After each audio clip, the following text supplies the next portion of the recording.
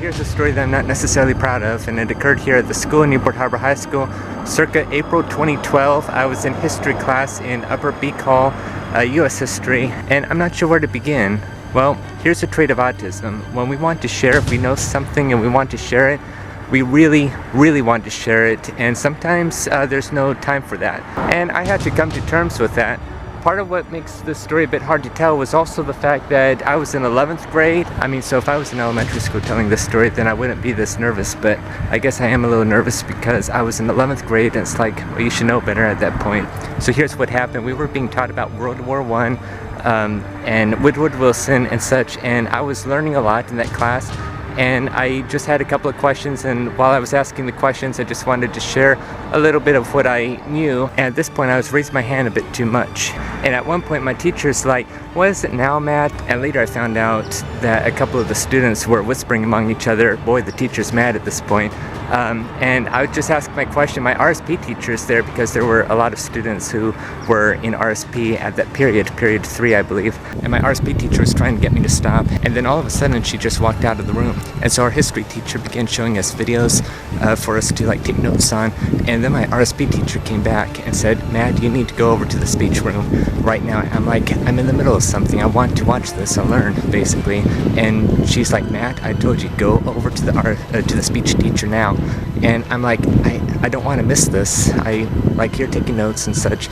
And she just said, "Matt, you have to go." And so I ran out of there. I went over to the speech room where I was for the rest of the period. And my speech teacher kindly got out a book and had us go through this comic strip about people that raise their hand too much in class. And so I hope everyone else could fill in the rest of the story so I don't have to explain it.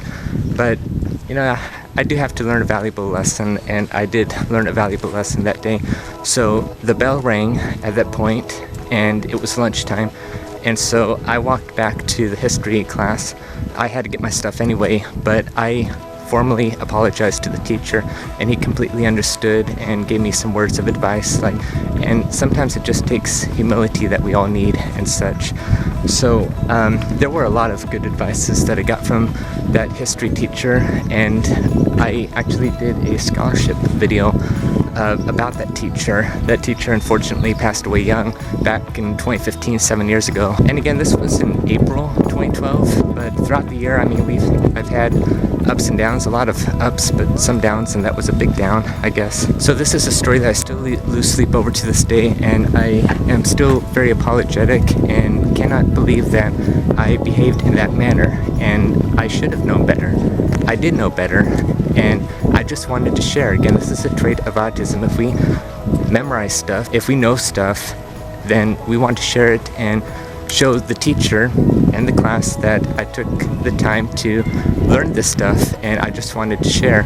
I don't know why. Maybe I just wanted to prove to the teacher that I'm following along, I'm paying attention to this class, and probably show my classmates, listen, I like being here, I love school so much, and I just want to encourage everyone to have the same passion that I have to learn. But still, I do not know what got into me. And then when my RSP teacher tried to get me to quiet down, I kind of got a bit defensive. Not really defensive, but I looked over and I saw a student who just kept on staring at me, wouldn't stop staring at me, and I was feeling bad. And so I thought I'd share this story, even though it was a little bit at my expense, and hopefully it sent a message to somebody. Again, this is also a trait of autism. We really want to share, but when we cannot share, if there's no time, then we could really get very anxious inside.